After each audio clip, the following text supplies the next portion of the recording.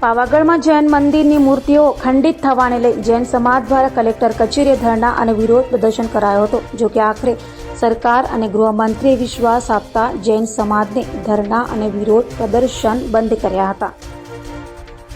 પાવાગઢ ખાતે જૈન મંદિરની મૂર્તિઓ ખંડિત થવાને લઈ સમગ્ર રાજ્યમાં જૈન સમાજમાં આક્રોશ જોવા મળ્યો હતો. સુરતમાં જૈન સમાજ દ્વારા કલેક્ટર કચેરીએ ધરણા અને વિરોધ પ્રદર્શન કરાયું હતું, ત્યારે જૈન સમાજનો વિરોધ અને ધરણાનો અંત આવ્યો હતો. સુરતમાં ધરણા અને વિરોધ કરી રહેલા જૈન સમાજના અગ્રણીઓ મૂર્તિઓ સહિતનાઓને સરકાર અને ગૃહમંત્રીએ કરેલા પ્રયાસોને લઈ વિશ્વાસ આવ્યો છે.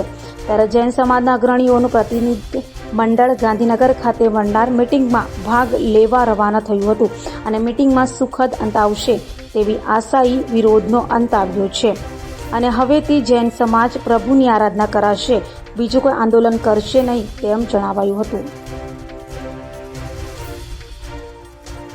જૈન સમાજની લાગણી હજી પણ એક આશાની મીટ બાંધીને બેઠી છે. શાસકો પર, પ્રશાસન પર અમને વિશ્વાસ છે.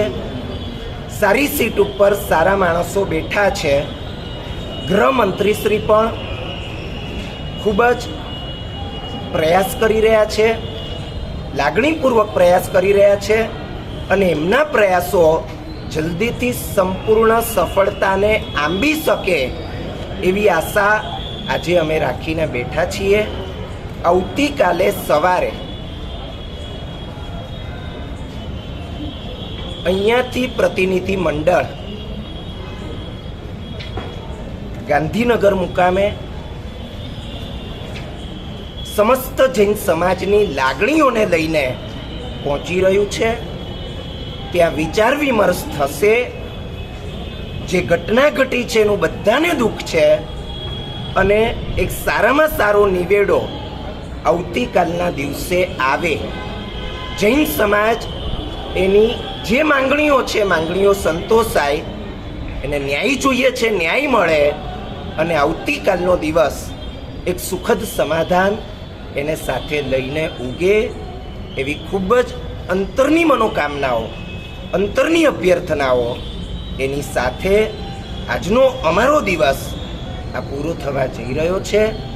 આવતીકાલે આ મીટિંગ બહુ સારી રીતે થઈ જાય, બપોર સુધીમાં આ મીટિંગ થઈ જશે અને એ સારામાં સારી રીતે થાય એ માટે જૈન સમાજની દરેક વ્યક્તિ વિશેષ ધર્મ કરશે, નવકાર મંત્રનો પાઠ કરશે, પ્રભુની ભક્તિ કરશે.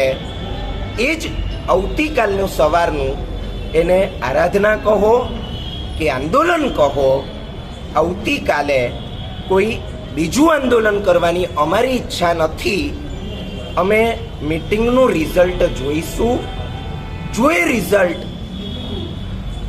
આનંદ મંગલમય છે, જો એ રિઝલ્ટ પોઝિટિવ છે, આવતીકાલે સાંજે સમસ્ત પ્રશાસન એમના માટેની એક અભિનંદન સભા થશે અને જો રિઝલ્ટ બરાબર નથી આવ્યું તો આંદોલન આગળ જારી રહેશે.